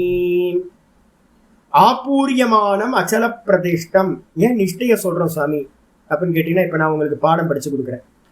இப்ப பாடம் படிச்சு கொடுக்கும்போது எனக்கு வந்து பார்த்தீங்கன்னா யாராவது மியூட் பண்ணாம வந்து விவகாரம் பண்ணா என்ன ஆகும், கோவம் வருமா வராதா? கண்டிப்பா வரும். ஏன்னா ஒரு சின்சியரா ஒரு பூஜை பண்ணிட்டு இருக்கோம்னு வச்சுங்க, அப்போ இது வந்து ஞான யஜ்யம் நடந்துட்டு இருக்கு. அப்போ யாராவது ஒருத்தர் வந்து பார்த்தீங்க அப்படின்னா நடுவில் உள்ள வந்து ஏதாவது டிஸ்டர்ப் பண்ணுறாங்க அப்படின்னும் போது இந்த தர்மத்தை வந்து பார்த்தீங்கன்னா காக்க வேண்டியது இருக்கிறதுனால நம்ம வந்து கோவப்பட வேண்டியிருக்கு. எப்பெல்லாம் வந்து பார்த்தீங்கன்னா மனநம் வரைக்கும் வந்து பார்த்தீங்கன்னா, இன்னும் வந்து பார்த்தீங்கன்னா மனநம் வரைக்கும் வந்து உங்களுக்கு தர்மம் வந்து உள்ள வந்துடும். தர்மத்தில் இருக்கிற வரைக்கும், இந்த லோக்கத்தில் இருக்கிற வரைக்கும் டிஸ்டர்பன்ஸ் இருந்துகிட்டே தான் இருக்கும். நீங்க காட்டுக்கே போனாலும் கூட வந்து பாத்தீங்கன்னா சத்துரு பட்சமும் இருக்கும், மித்திர பட்சமும் வந்து பாத்தீங்கன்னா இருக்கும்னு யோக வாசிஷ்டம் சொல்லுது. நீங்க எங்கேயும் போக முடியாது. இந்த உலகத்துல இருக்கிற வரைக்கும் மனசை சஞ்சலப்படுத்துறதுக்கு வந்து பாத்தீங்கன்னா எல்லாம் நடக்கும். என்கிட்டயே வந்து பாத்தீங்கன்னா யாராவது வந்து பாத்தீங்கன்னா நல்லா கரெக்டா பிஹேவ் பண்ணிட்டு வந்தாங்க அப்படின்னா சரியா நடந்து நல்லபடியா நடக்கும். நான் ஒரு கண்ணாடி மாதிரி, நீங்க எப்படி ரியாக்ட் பண்றீங்களோ அதுக்கேற்ற மாதிரி நான் ரியாக்ட் பண்ணுவேன். இது யாருக்கு அப்படின்னு கேட்டீங்கன்னா சிரவணம் மனநத்துல இருக்கிறவங்களுக்கு இது நடக்கும். அப்ப நான் வந்து வேற. இதே நிதித்தியாசனத்துல இருக்க ரமணர் எப்படி இருப்பார், நல்ல சொரூபத்துல பிரதிஷ்டையானவர் எப்படி இருப்பார் அப்படின்னு கேட்டீங்கன்னா, நிதித்தியாசனத்துல இருக்கிறவனோ இல்ல வந்து பாத்தீங்கன்னா சொரூபத்துல நிலை பெற்றவனோ இவன் என்ன பண்ணுவான் அப்படின்னு கேட்டீங்கன்னா, வெளியில இருக்கிற எல்லா தர்மங்களையும் தூக்கி ஓரமா போட்டுறான். சர்வ கர்ம சந்நியாசம் எல்லாத்தையும் விட்டுட்டு தர்மமும் வேணாம் அதர்மமும் வேணாம், வெறும் பார்ப்பவன் தான்லயே நிக்கிறான்னு வச்சுங்க. அவனுக்கு என்ன ஆகும் அப்படின்னு கேட்டீங்கன்னா, இந்த உலகத்தில் இருக்கக்கூடிய ஆபூரியமானம் அச்சல பிரதிஷ்டம் அவன் எப்படி இருப்பான்னு கேட்டீங்கன்னா, எல்லாம் பூரணமா இருக்கிற நல்ல சமுத்திரத்தை போன்று. சமுத்திர ஜலம் எப்படி வந்து பாத்தீங்கன்னா எங்கேயும் ஆடாம அசையாம நடுவுல வந்து பாத்தீங்கன்னா கம்பீரமா இருக்குமோ அந்த சமுத்திரம், அதே மாதிரி சமுத்திரமாப்ப பிரவிசந்தி யத்வது. நிறைய ஜலங்கள் வந்து பாத்தீங்க அப்படின்னா நாலா பக்கமும் வந்து பாத்தீங்கன்னா பிரவிஷ்டமாகுது, உள்ள வந்து நுழைகின்றது. நுழைஞ்சாலும் வந்து பாத்தீங்கன்னா சமுத்திரம் வந்து பாத்தீங்கன்னா அசைவில்லாம அப்படியே இருக்கு. எவ்வளவு ஃப்ளட்டு, திரும்ப திரும்ப திரும்ப உள்ள நுழைஞ்சாலும் விதவிதமான நதிகள், சாக்கடையும் நுழையுது, நல்ல கங்கையும் நுழையுது, யமுனாவும் நுழையுது, புனித நதிகளும் நுழையுது, அதே நேரத்துல பாப்ப நதிகளும் வந்து பாத்தீங்கன்னா நுழையுது, சாக்கடை இதுவும் இருந்தாலும் இந்த சமுத்திரம் வந்து பாத்தீங்கன்னா எந்த காரணத்திலையும் வந்து பாத்தீங்கன்னா இது தன் நிலை மாறாம அப்படியே அச்சலமா இருக்கு. அதே மாதிரி தத்துவத்து அது போலவே இந்த நல்லா நிலை பெற்றவன் எப்படி இருக்கான், சொரூபத்துல நிலை பெற்றவன் காமாயம் பிரவிசந்தி, தத்துவத்து காமாயம் பிரவிசந்தி, எவனை வந்து பாத்தீங்கன்னா காமங்கள் பிரவேசம் செய்கின்றனோ, எந்த காமங்கள் உள்ள வந்தாலும் வந்து பாத்தீங்கன்னா இந்த புருஷன் எப்படி இருக்கான் அப்படின்னா இந்த சமுத்திரம் மாதிரி வந்து பாத்தீங்கன்னா அசையவே இல்லை, அப்படியே நிலை பெற்றவனா இருக்கான். அதான் இங்க சொல்றாரு பிரவிசந்தி சர்வே ச சாந்தி மாப்புனோது. அந்த விதமா ரியாக்ஷன் இல்லாம சமுத்திரம் மாதிரி எவன் அச்சலமா இருக்கானோ அவன் எப்படிப்பட்டவனா இருக்கானா ச சாந்தி மதிகச்சதி, அவன் மோட்சம் என்ற சாந்தியை அடைகின்றான். அதனால்தான் நம்ம சொல்றோம் அந்யத்திர தர்மாத் அந்யத்திர அதர்மாத். இதுல வந்து பாத்தீங்கன்னா கீதால இதுல நம்ம கட்டோபனிஷத்துல சொல்லும் போது யம தர்மராஜாட்ட இவன் கேட்கிறான் நச்சிகேதஸ், எது கடந்ததுக்கு அந்நியமானதோ, நிகழ்காலத்துக்கு அந்நியமானதோ, எது எதிர்காலத்துக்கு அந்நியமானதோ, எது காரணத்துக்கு அந்நியமானதோ, எது காரியத்துக்கு அந்நியமானதோ, எது தர்மத்துக்கு அந்நியமானதோ, எது அதர்மத்துக்கு அந்நியமானதோ அதனை எனக்கு கூறுவாயாக அப்படின்னு நச்சிகேதஸ் யம தர்மராஜாட்ட கேட்கிறான். தர்மம் அதர்மம் இந்த ரெண்டும் வந்து பாத்தீங்கன்னா ஒரு சினிமால இருக்கக்கூடிய வில்லனும் ஹீரோ மாதிரி சண்டை நடந்துகிட்டே இருக்கும். தர்ம அதர்மத்துல இருக்கிற வரைக்கும் இந்த லோக்கம் தான் மொத்தமும் தர்ம அதர்மம் தான்.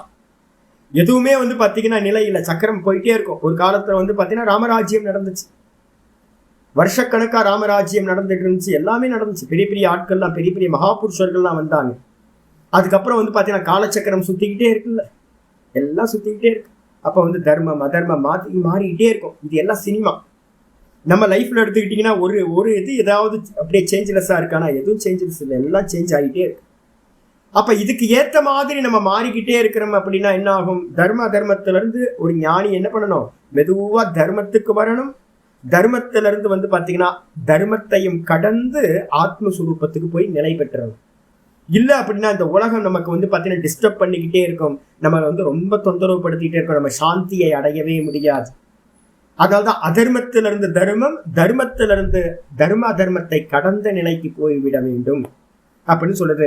அவன்தான் வந்து பார்த்தீங்கன்னா யாரு சாந்தியை அடைகிறான், ந காமகாமி, காம விஷயங்கள்லயே சிந்தனை பண்றவன், விஷயங்களையே சிந்தனை பண்றவன், தர்ம அதர்மத்திலேயே இருக்கிறவன் சாந்தியை அடையவே முடியாது அப்படின்னு சொல்லிடுச்சு. அதுக்கப்புறம் என்ன சுவாமி பண்ணணும், ரெண்டாவது கன்க்ளூஷன். முதல் கன்க்ளூஷன் 68ல பண்ணியாச்சு. ரெண்டாவது கன்க்ளூஷன் வந்து பாத்தீங்கன்னா 71ல பண்ற. விஹாய காமான்ய சர்வான் புமான் சரதி நிஸ்பிருகஹ நிர்மமோ நிரஹங்காரஹ சசாந்திமதிகச்சதி. விஹாய காமான்ய சர்வான் புமான் சரதி நிஸ்பிருகஹ நிர்மமோ நிரஹங்காரஹ சசாந்திமதிகச்சதி. விஹாய காமான்ய சர்வான் யஹ, எந்த புருஷன் இந்த வேதாந்தத்தெல்லாம் முறையா குருநாதர் மூலமா சிரவணம் பண்ணி நல்லா டிசைட் பண்ணிட்டான் இது எல்லாம் பொய் அப்படின்னு, நல்லா பலம் வர ஆரம்பிக்குது. மனநத்தினால நல்லா அலசி ஆராயிறான், ஒவ்வொருத்தையும் ரிசர்ச் பண்றான், இது என்ன இது என்ன இது என்ன, எல்லாத்தோட சொரூபத்தையும் நல்லா விசாரம் பண்ண சாஸ்திரத்தை வச்சுக்கிட்டு லாஜிக் மூலமா பார்க்கப்படுறது எல்லாம் பொய், பார்க்கப்படுறது எல்லாம் பொய், பார்க்கிறவன் தான் சத்தியம் அப்படின்னு நல்ல மனநத்தை பண்ணினவன் அவன் என்ன பண்றான் அப்படின்னு கேட்டா, மனநம் இல்லைன்னா காமத்தை தியாகம் பண்ண முடியாது. உங்களுக்கு வெளியில ஆசை இருக்கு அப்படின்னா இன்னும் நீங்க வந்து மனநம் பண்ணல, சரியா பண்ணலன்னு அர்த்தம். ஏன் சரியா பண்ணல, சிரவணம் பூரணமா ஆகலைன்னு அர்த்தம். நிவர்த்தி மார்க்கமா பாடம் கேட்கலன்னு அர்த்தம். இப்ப இருக்க டீச்சர்ஸ் யாருமே வைராகியத்தை சொல்றது இல்லை. எனக்கு தெரிஞ்சு சிவானந்த சுவாமி தான் வந்து பார்த்தீங்கன்னா அதிகமா வைராகியத்தை சொன்னவர், ஃபேமஸா இருந்தவங்கல்ல. இப்ப இருக்க நியூ மாஸ்டர்ஸ் அங்கேயாவது போய் கேளுங்க, வேதாந்தம் படிச்சு கொடுக்குறவங்களும் சரி, இந்த மீடியால யாரெல்லாம் பெரிய ஆளாட்கள் இருக்காங்களோ அவங்க யாரும் வந்து பார்த்தீங்கன்னா வைராகியத்தை வந்து பார்த்தீங்கன்னா ப்ரிஸ்கிரைப் பண்றதே இல்லை. ஏன்னா வைராகியத்தை சொன்னா யாரும் இருக்க மாட்டாங்க, கூட்டத்தை கூட்ட முடியாது. நீங்க ஆசையை தூண்டினீங்க அப்படின்னா என்ன பண்ணலாம், உங்களுக்கு இது நடக்கும் அது நடக்கும் அப்படின்னு நம்ம சொல்றோம்னு வச்சுங்களேன், காரிய சித்தி நடக்கும், உங்களுக்கு வந்து பார்த்தீங்கன்னா நீங்க கேட்டதெல்லாம் கிடைச்சிரும் அப்படின்னு சொன்னோம் அப்படின்னா கூட்டம் நிறைய குவியும். அப்ப எல்லா உலகத்தை ஆசைப்படுற எல்லா குருமார்களும் என்ன பண்ணிட்டாங்க அப்படின்னு கேட்டீங்கன்னா, விவேகம், வைராக்கியம், இந்திரிய நிக்கிரகம், மனோ நிக்கிரகம், சமாதி அபியாசம், இதை எதையுமே பேச மாட்டாங்க. இதெல்லாம் வேணாம், இதெல்லாம் வேணாம். அப்போ என்ன, நல்லா என்ஜாய் பண்ணுங்க. இருக்கிற இடத்துல இருந்தே வந்து பார்த்தீங்கன்னா எப்படி இருக்கீங்களோ சந்தோஷமா இருங்களேன். எதுக்கு உங்களை கஷ்டப்படுத்திக்கிட்டு? எவ்வளோ சந்தோஷமா இருக்குல்ல. சாமியே நமக்கு நம்மளோட பலகீனங்களுக்கெல்லாம் லைசன்ஸ் கொடுக்குறாரு அப்படின்னா எவ்வளோ சந்தோஷமா இருக்கு. எல்லா இடத்துலையும் நான் தான் ஒரு பெரிய இன்ஸ்டிடியூஷனுக்கு நான் பார்த்தேன். வருஷம் வருஷம் ஒரு கேம்புக்கு வருவாங்க. வந்தா வந்து பார்த்தீங்கன்னா ஒரே ஆட்டம் பாட்டம் யோகம்னு சொல்லிக்கிட்டு ஒரே ஓஷோ டைப்பு. நாங்கள் என்ன பண்ணோம், ஒரு சாதுக்கள்லாம் வந்து பார்த்தீங்கன்னா ஏதோ இவ்வளோ கூட்டம் குவிறாங்களே, ஃபேமஸாக வேற இருக்காங்க, ஆர்ட் ஆஃப் லிவிங்னு வேற சொல்லிக்கிறாங்க, ஒரு லைஃப் வந்து ஒரு ஆர்ட்ன்றாங்க. என்னடா இது இவ்வளோ பெரிய ஆட்கள் வராங்க அப்படின்னா எதுவோ தப்பு, நம்ம தான் தப்பாக பண்ணுறோமோ ஏதோ அப்படின்னு நாங்கள் எல்லாம் ஒரு பிரம்மச்சாரிகள் சாதுக்கள்லாம் என்ன பண்ணோம், ஒரு 10 பேர் ஒரு ஈவினிங்கில் வந்து ஒரு சத்சங்கம் அப்படின்னு அனௌன்ஸ் பண்ணோன்னு நம்ம ஏதாவது புதுசாக கிடைக்கும் அப்படின்னு உள்ளுக்குள்ளே நுழைஞ்சிட்டோம். அது ஒரு பெரிய கூடாரம் மாதிரி, சர்க்கஸ் கூடாரம் மாதிரி யாரு அரேஞ்ச் பண்ணி வச்சுருந்தாங்க. இந்த அழகிகள்லாம் கேட் வாக் பண்ணுவாங்களா, கேட் வாக்கா என்னது, அந்த மாடல்லாம் வந்து பார்த்தீங்கன்னா நடந்து போகிற மாதிரி அந்த 2 பக்கமும் கூட்டம் நடந்து இருக்கு. நடுவில் வந்து அந்த ஸ்டேஜில் வந்து பார்த்தீங்கன்னா அந்த சுவாமி வந்து பார்த்தீங்கன்னா அப்படியே ஒரு மாடல் மாதிரி நடந்து போகிறார். இதை பார்த்து என்னடா இது, இதெல்லாம் வந்து கிருஷ்ணரும் பண்ணலை, வியாசரும் பண்ணலை, வசிஷ்டரும் பண்ணலை, எந்த மகிழ்ச்சியுமே பண்ணலையே. இப்போ இந்த காலம் கலிகாலம் வந்து பார்த்தீங்கன்னா என்னென்னமோ நடந்துகிட்டு இருக்கு. உள்ளே போய் உட்கார்ந்ததுக்கு அப்புறம் வந்து பார்த்தீங்கன்னா லைட் ஆஃப், மியூசிக் ஸ்டார்ட் அப்படின்ட்டு அவ்வளோதான், முடிச்சு போச்சு. லைட் ஆஃப் பண்ணியாச்சு, டிம் லைட்டுக்கு வந்துருச்சு, மியூசிக் ஸ்டார்ட் ஆயிடுச்சு. என்னன்னு கேட்டிங்கன்னா உங்கள் உள்ளுக்குள்ளார இருக்கிற காமங்கள்லாம் போகிற அளவுக்கு நீங்கள் என்ன பண்ணுங்க, உங்களுக்கு எப்படிலாம் தோணுதோ ஆடுங்க, நல்லா ஆடுங்க. பார்த்தா நாங்கள் 10 பேர் மட்டும் ஓரமாக ஒதுங்கி நின்று வேடிக்கை பார்க்குறோம். ஐயோ என்ன இது அப்படின்னு. பெருசுலேருந்து சின்னது வரைக்கும் எல்லாம் ஆட்டம் போடுது. ஏன்னா லைட் ஆஃப் இல்லை, லைட் ஆஃப் ஆனால் யாரும் பார்க்க மாட்டாங்கல்ல, யார் ஆடுறா, என்ன ஆடுறா, எப்படி ஆடுறாங்க, ஒன்றும் தெரியாதுல்ல. இதெல்லாம் ஓஷோ ஸ்டைல். எல்லா மனோகாமனையும் வந்து பார்த்தீங்கன்னா ஓப்பன் பண்ணி விடுங்க, எதெல்லாம் அனுபவிக்கின்றோம் நல்லா என்ஜாய் பண்ணுங்க. கேட்டால் எவ்வளோ சந்தோஷமா இருக்கு. அப்போதான் எங்களுக்கு புரிஞ்சுது என்னன்னு கேட்டீங்க அப்படின்னா, உங்களோட மனோகாமனாக்கு வந்து ஒரு லைசன்ஸ் கொடுத்து அதை என்கரேஜ் பண்ற மாதிரி எங்கேயாவது ஒரு இடம் இருக்குன்னா அந்த இடத்துல கூட்டம் குவியும். எங்க வந்து பாத்தீங்கன்னா பகவத்கீதையில இந்த இடத்துல இங்க இருக்கிற மாதிரி இந்திரிய நிகிரகம் பண்ணி பேசாம உட்காரு, எல்லாத்தையும் விடு, காமத்தெல்லாம் விடுன்னு சொன்னீங்கன்னா ஒருத்தர் கூட வந்து பாத்தீங்கன்னா உங்களுக்கு ஆதரவு தெரிவிக்க மாட்டாங்க. இப்ப போயிட்டு இருக்க நியூ மாஸ்டர்ஸ் எல்லாம் வந்து என்னன்னு கேட்டீங்கன்னா எல்லாத்தையும் அவுத்து நீங்க என்ன பண்ணிட்டு இருக்கீங்களோ அங்கேயே இருங்க. எரும மாடு மாதிரி அங்கேயே இருங்க. எரும மாடு சாக்கடையில தான் கிடக்கும், சகதியில தான் கிடக்கும், அது சுகமா இருக்கும், அங்கேயே இருங்க அப்படின்னு. அப்ப எப்படி உதாரணமாகும்? அப்ப அதனால முக்கியமா வந்து பாத்தீங்கன்னா நம்ம என்ன சொல்றோம் அப்படின்னு கேட்டீங்கன்னா, வேதாந்தத்துல வந்து பாத்தீங்கன்னா ஆச்சாரியார் சொல்ற இதுதான் 68வது ஸ்லோகம். இப்ப 71வது ஸ்லோகம் சொல்றாரு. விகாய காமான் யக, எவன், எந்த புமான், யக புமான், எந்த மனுஷன் வந்து பாத்தீங்கன்னா சர்வானு காமானு, எல்லா காமங்களையும், விஷயங்கள் அர்த்தம், காமங்கள்னா என்ன அர்த்தம், எல்லா விஷயங்களையும் வந்து பாத்தீங்கன்னா விகாய, எப்படி எல்லாத்தையும் தியாகம் செய்துவிட்டு, நிஸ்பிருகா சரதி, எந்த ஒரு ஆசையும் இல்லாமல் பற்றுதலும் இல்லாமல் விஷயங்கள்ல வந்து ஒரு ரோலுக்காக பிராரப்தத்துல என்ன இருக்கோ அதுக்காக மட்டும் எவன் வந்து பாத்தீங்கன்னா சரதி சஞ்சாரம் செய்கின்றானோ, எந்த ஆசையும் இல்லை, எல்லாம் பொய் பொய் பொய் பொய் பொய்ன்னு அவனுக்கு நல்லா நிச்சயமாயிடுச்சு. சொப்பனம் சொப்பனம் சொப்பனம், காணல் ஜல மாதிரி இது தெரியுது, இதெல்லாம் தெரியுது, இதை எல்லாத்தையும் அடையணும்னு ஆசைப்பட்டோம், ஜென்மம் கிடைச்சிக்கிட்டே இருக்கும் அப்படின்னு நிச்சயம் பண்ணிட்டு ஒன்றும் வேணாம் சுவாமி, சரீர யாத்திரைக்கு என்ன வேணும், சரீர ஜீவனத்துக்கு ஜீவிக்கிறதுக்கு என்ன வேணும், உணவு வேணும், ஒரு தங்கறதுக்கு ஒரு இடம் வேணும், படுக்க வேணும், இதோட மட்டும் வந்து பார்த்தீங்கன்னா அதுலேயும் மமகாரத்தையும் அகங்காரத்தையும் வைக்காம, மமபாவத்தை வைக்காம எவன் இந்த உலகத்துல சஞ்சாரம் பண்றானோ, நிர்மமோ நிரகங்காரக, எப்படி இருக்கான், என்னுடையது என்னுடையது. 18வது சாப்டர்ல சொல்ல போற, 18வது அத்தியாயத்துல 49, 50, 51வது ஸ்லோகத்துல சொல்லும் போது பாஷ்யத்துல சொல்ற என்ன பண்றாரு அப்படின்னா, ஜீவன யாத்திரைக்கு வந்து பாத்தீங்கன்னா சன்னியாசிக்கு வந்து ஒரு பிக்ஷா பாத்திரம் இருக்கும், கூடவே கௌப்பீனம் இருக்கும், ஒரு தண்டம் கையில வச்சிருக்கிறதுக்கு சொல்லியிருக்கு. இதுதான் மினிமம் வந்து பாத்தீங்கன்னா நிஷ்டனுக்கு வந்து பாத்தீங்கன்னா நிஷ்டை அடையிறவனுக்கு ரமண பகவான் மாதிரி நிறைய பெரியவங்களாம் இருந்திருக்காங்க. அது மாதிரி பரிபராஜகனா நிஷ்டையில நிக்கிறவனுக்கு அல்பமான ஒரு வஸ்துக்கள் இருக்கும். அதுலயும் கூட வந்து பாத்தீங்கன்னா என்னுடைய பிக்ஷா பாத்திரம், நீங்க பிச்சைக்காரங்க மத்தியில பாத்தீங்கன்னா திருவண்ணாமலையில வந்து பாத்தீங்கன்னா தெரியும், ராத்திரி ஒரு 10 மணிக்கு மேலே வந்தீங்கன்னா இடத்துக்கு அடிச்சுப்பான். அவன் ரோடு இருக்கிறதே ரோடு பிளாட்ஃபார்ம். அந்த பிளாட்ஃபார்மில் வந்து இது என்னோட இடம், நீ இந்த இடத்துல படுக்காது, நீ அங்கே போய் படு அப்படின்னு ஒருத்தருக்கு ஒருத்தர் வந்து பார்த்தீங்கன்னா டெரிட்டரி ரைட்ஸ் சண்டை நடந்துகிட்டு இருக்கும். பிச்சைக்காரனுக்கும் பிக்ஷ பாத்திரம் வச்சிருப்பான். அந்த பிக்ஷ பாத்திரத்தில் வந்து பார்த்தீங்கன்னா இன்னொருத்தர் பிக்ஷ பாத்திரத்தை எடுத்துகிட்டு போயிடுவான். நார்த் இந்தியாவில் இதெல்லாம் சகஜமாக நடக்கும். கமண்டலம்னு சொல்லுவாங்க, கமண்டலத்தையே திருடிட்டு போயிடுவாங்க. யோசிச்சு பாருங்க, கமண்டலம் ஏன்னா இப்பெல்லாம் வேலை அதிகம். கமண்டலம்லாம் தண்டத்தை வந்து பார்த்தீங்கன்னா போயிடும். தண்டத்து மேலே நமக்கு அபிமானம் இருக்கும், கமண்டலத்து மேலே அபிமானம் இருக்கும். இப்போ என்கிட்ட நிறைய பேர் திருவண்ணாமலையில் வந்து பார்த்தீங்கன்னா இப்போ நான் வெளில கிளம்பி போகும்போது நிறைய பேர் வந்து அப்பப்போ ரிப்போர்ட் பண்ணுவாங்க, சாமி தூக்கிட்டு போயிட்டாங்க சாமி, ஐயோன்னு. நேற்று கூட ஒரு அம்மா வந்து பார்த்தீங்கன்னா ஐயோ எல்லாம் தூக்கிட்டு போயிட்டாங்களே அழுது. அப்போ சனியம் போது விடுங்க அப்படின்னா விட முடியல.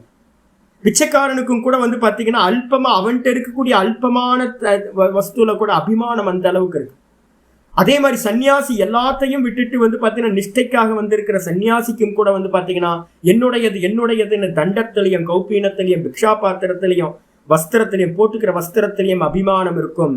அதனால வந்து பார்த்தீங்கன்னா அதையும் விட்டுட்டு நிர்மமஹா, என்னோடது இந்த தேகமே இல்லை, தேகம் என்னோடது இல்லை, நான் பார்ப்பவன், நான் கர்த்தா இல்லை, நான் போக்தா இல்லை அப்படின்னு அகங்காரத்தையும் விட்டுட்டு எவன் வந்து பார்த்தீங்கன்னா இருக்கானோ ச சாந்தின் அதிகச்சதி, அவன் தான் சாந்தியை அடையான்.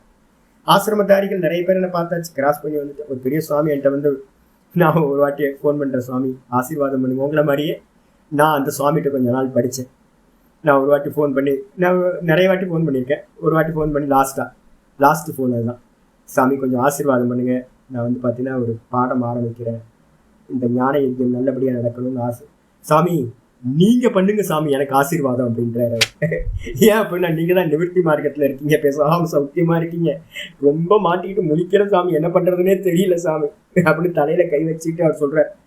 என்னோட குருவா ஆச்சாரியராக இருந்தவர் அவர் என்கிட்ட சொல்கிறார், ஏன்னா பெரிய ஆசிரமதாரியாக இருந்தால் என்ன, ஒரு நிமிஷம் உட்கார முடியாது, சேலரி மட்டுமே வந்து பார்த்தீங்க அப்படின்னா ஆசிரமத்தில் 10 லட்ச ரூபாய் சேலரி போடுறாங்க. என்ன ஒரு ஃபேமிலியை ரன் பண்ணுறது ரொம்ப ஈஸி. 10 லட்ச ரூபாய் சம்பாதிக்கணும் அப்படின்னா நீங்கள் வெளியில் பார்ப்பீங்க சுவாமி ரொம்ப ஆனந்தமாக போகிறாரு வராருன்னு. உள்ளுக்குள்ளார ஒவ்வொரு சன்னியாசிகளும் நிறுவனத்தை நடத்துகிறவங்களும் யாரெல்லாம் வந்து பார்த்தீங்கன்னா எஸ்டாப்ளிஷ்மெண்ட்டுக்குள்ளார போனாங்களோ அதை சஸ்டெயின் பண்ணுறதுக்காக, அதெல்லாத்தையும் மெயின்டைன் பண்ணுறதுக்காக அவங்க படுற அவஸ்தைகள் இருக்கு பாருங்க, தெரியவே தெரியாது. வெளியில் பார்த்தா அகம் பிரம்மாஸ்மி பேசிப்பாங்க, எல்லாம் ஞானி மாதிரியே நடந்துப்பாங்க. ஆனால் உள்ளுக்குள்ளார அகங்காரமும் மமக்காரமும் இருக்கிற வரைக்கும் என்னோடதுன்னு ஒன்று இருந்துச்சுன்னா ப்ராப்ளம் வந்துடும். அப்போ அகங்காரம் மமக்காரத்தை விட்டுட்டு எல்லா காமங்களையும், இந்த உலகம் எல்லாம் மித்யா, இது எல்லாம் பொய்ய அப்படின்னு எவன் வந்து பார்த்தீங்கன்னா சொப்பன மாதிரி இதை உதாசீன பாவத்தில் பார்க்குறானோ அவன் மட்டும்தான் சாந்தியா இருக்கான். அதனால தான் ஞானி புருஷர்கள் ரொம்ப அதி விரளமாக இருக்கான், யாரோ கொஞ்சம் பேர் தான் இருக்கான். படித்தவன் புரிஞ்சவன் நிறைய பேர் இருக்கானா, நிறைய பேர் இருக்கான். பிரம்மத்தை அறிஞ்சவர்கள், பிரம்மஜோ பகவோ சந்தின்னு சொல்லுது, பிரம்ம ஞானத்தை உடையவர்கள் நிறைய பேர் இருக்கான், பகவோ சந்தி. ஆனா வந்து பாத்தீங்கன்னா ஆத்ம நிஷ்டன், பிரம்ம நிஷ்டன் வந்து பாத்தீங்கன்னா அதிவிரலம், யாரோ ஒருத்தர் 2 பேர் அப்படின்னு சொல்லியிருக்கு வச்சு. அதுக்கு அடுத்தது வந்து பாத்தீங்கன்னா 72வது ஸ்லோகம். ஏஷா பிராமி ஸ்திதி பார்த்த நைனாம் பிராப்ய விமுஹ்யதி ஸ்தித்வா ஸ்யாமந்த காலேபி பிரம்ம நிர்வாணமிருச்சதி. ஏஷா பிராமி ஸ்திதி பார்த்த நைனாம் பிராப்ய விமுஹ்யதி ஸ்தித்வா ஸ்யாமந்த காலேபி பிரம்ம நிர்வாணமிருச்சதி. ஏஷா பிராமி ஸ்திதி, இந்த ஸ்திதிக்கு என்ன பேரு, நிலை, இந்த நிலைக்கு என்ன பேரு அப்படின்னா பிராமி ஸ்திதின்னு பேரு. இந்திரியங்களை நிரோதம் பண்ணி மனசுல இருக்கக்கூடிய காமங்கள், எண்ணங்கள், சித்தத்தில் இருக்கக்கூடிய தாட் எல்லாத்தையும் ரிமூவ் பண்ணதுக்கு பிறகு இந்த மனசுன்றது வந்து பார்த்தீங்கன்னா பிரம்ம ரூபமா ஆயிடும். எப்படி வந்து பார்த்தீங்கன்னா ஒரு ஸ்பட்டிகத்தை வந்து பார்த்தீங்கன்னா தண்ணிக்குள்ளார போட்டிங்கன்னா ஸ்பட்டிகம் இருக்கிறது தெரியவே தெரியாது, கிளியரா. ஸ்பட்டிகம் வந்து பார்த்தீங்கன்னா ஸ்பட்டிகத்திலேயே டூப்ளிகேட் ஸ்பட்டிகெல்லாம் வருது. கண்ணாடியை வந்து ஸ்பட்டிகன்னு விற்கிறவங்க, பிளாஸ்டிக்கை ஸ்பட்டிகன்னு விற்கிறவங்க இருக்காங்க. திருவண்ணாமலைக்கு வந்தால் வாங்கிடாதீங்க, பார்த்து வாங்க. ரமணாசன் பக்கத்துலலாம் நிறைய கடையில் இருக்குது. ஸ்பட்டிகன் வந்து பார்த்தீங்கன்னா பெருசு பெருசாக வச்சுருப்பான். எல்லாம் வந்து பார்த்தீங்கன்னா கண்ணாடி அது கண்ணாடி கூட இல்லை, ஆர்டிஃபிஷியலாக இருக்கிறது. நீங்கள் தண்ணியில் போட்டிங்க அப்படின்னா என்ன ஆகும்னு கேட்டிங்கன்னா தெரியும், டிஃப்ரெண்ட் தெரியும், ஏன்னா மங்கலாக இருக்கும். நல்ல ஸ்பட்டிக மணி வந்து பார்த்தீங்கன்னா தண்ணியில் போட்டிங்கன்னா தண்ணிக்கும் அதுக்கும் வேறில்லாமல் போய்விடும். அதே மாதிரி தான் இந்த மனசு வந்து பார்த்தீங்கன்னா சுத்தமானது, சத்துவ பிரதானம். இது எப்போ இந்த மனசை வந்து பார்த்தீங்கன்னா அதில் இருக்கக்கூடிய அழுக்குகளை எல்லாத்தையும், விஷய சிந்தனைகளை எல்லாத்தையும் ரிமூவ் பண்றீங்களோ, அப்போ அந்த மனசு எப்படி இருக்கும்? அந்த பிரம்மம்னு சொல்லக்கூடிய தண்ணியில இந்த ஸ்படிக்கம் வந்து பார்த்தீங்கன்னா விழுந்துச்சுன்னா டிஃபரெண்ட் இல்லாம போய்விடும். அந்த ஸ்திதிக்கு என்ன பேர் அப்படின்னா பிராமி ஸ்திதி அப்படின்னு பேர். அதுக்கு பிரம்மமாவே இருக்கக்கூடிய நிலை. அந்த பிராமி ஸ்திதியை வந்து பார்த்தீங்கன்னா ஏஷா பிராமி ஸ்திதி. இந்த பிராமி ஸ்திதியை வந்து பிரம்மஸ்திதி, அதான் பிராமி ஸ்திதின்னு பேர். பிரம்மத்தில் நிற்கின்ற நிலை. தாம் பிரம்மமா இருக்க, கான்சியஸ்னஸா இருக்க, சச்சிதானந்தமா இருக்கன்னு மட்டும் நிற்கிறது. நான் தேகம் இல்லை, மனசு இல்லை, புத்தி இல்லை, எல்லாத்தையும் தூர போட்டுட்டு தான் தானா நிற்கிறது. அந்த நிலையில வந்து பாத்தீங்கன்னா ஏஷாம், இந்த பிராமி ஸ்திதியை வந்து பாத்தீங்கன்னா ஏ பார்த்தன என்ன அர்த்தம்? பொறுமையா இதை அச்சீவ் பண்ணணும். இன்னும் சமயம் இருக்கு. நிறைய பேருக்கு 10-20 வருஷம் இன்னும் வாழ்நாள் பகவான் கொடுத்துருக்கார். மெதுவா மெதுவா மெதுவா அன்வான்டா இருக்கிறதெல்லாம் ட்ரிம் பண்ணணும். எதெல்லாம் தேவையில்லாம பகவான் பார்த்துப்பார். பேர குழந்தையெல்லாம் பகவான் பார்த்துப்பார். பிறக்கிறதுக்கு முன்னாடி எங்க இருந்தாங்க? நீங்களா போய் பார்த்துக்கிட்டு இருந்தீங்க உங்க பேர குழந்தைங்களையும்? நீங்களே பிறக்கிறதுக்கு முன்னாடி எங்க இருந்தீங்க தெரியுமா உங்களுக்கு? உங்க அப்பா அம்மா தான் உங்களை காப்பாத்தினாங்களா? பிறந்ததுக்கு அப்புறம் என்ன? பிறக்கிறதுக்கு முன்னாடி. அப்ப இறந்ததுக்கு பிறகு யார் பார்த்துப்பா? யாரும் பார்த்துக்க முடியாது. அப்ப அதனால வந்து பாத்தீங்கன்னா எல்லாருமே அவங்கவுங்க கர்மத்தோட வராங்க.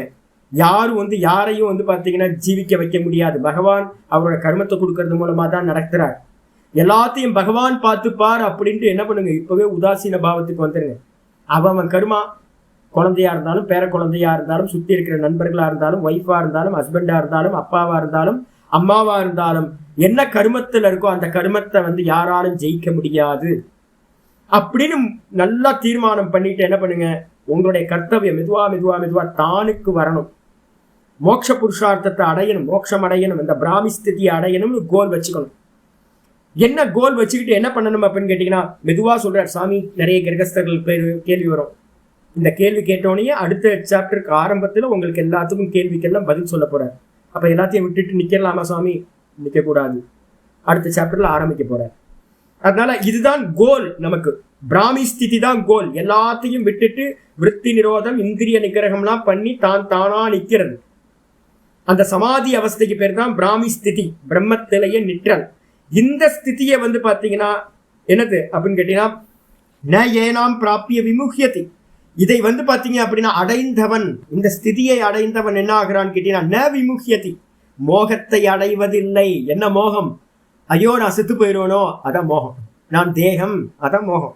நான் தேகம், இந்த தேகத்தை ரட்சணை பண்ணணும், இந்த ஜெகத் சத்தியம், இங்க இருக்கக்கூடிய என்னோட ரிலேட்டிவ்ஸ் எல்லாம் சத்தியம் அப்படின்னு எல்லாத்துலேயும் அகங்காரமும் மமக்காரமும் நமக்கு இருக்கே. நான் இல்லாததுல நான் அப்படின்ற புத்தி, என்னுடையது இல்லாததுல என்னுடையதுன்னு புத்தி. இந்த பிரகாசம் வந்து பார்த்தீங்கன்னா ஸ்கிரீன்ல படும்போது காட்சிகளா இருக்கு. அந்த பிரகாசத்துக்கு வந்து பார்த்தீங்கன்னா அந்த காட்சிகளோட சம்பந்தம் இருக்கா? ஸ்கிரீனோட அந்த காட்சிகளுக்கு சம்பந்தம் இருக்கானா? இல்லவே இல்லை. அதே மாதிரி தான் அந்த நானுக்கு எதோடையும் சம்பந்தம் இல்லவே இல்லை. வாஸ்தவத்துல நானுக்கு எதோட சம்பந்தம் இல்லை, சரீரம் சரீரத்தோட சம்பந்தம். ஆனா சரீரங்களும் கூட என்னது, சொப்பன திருஷ்ய மாதிரி தெரியுது. இது வாஸ்தவம் இல்லை.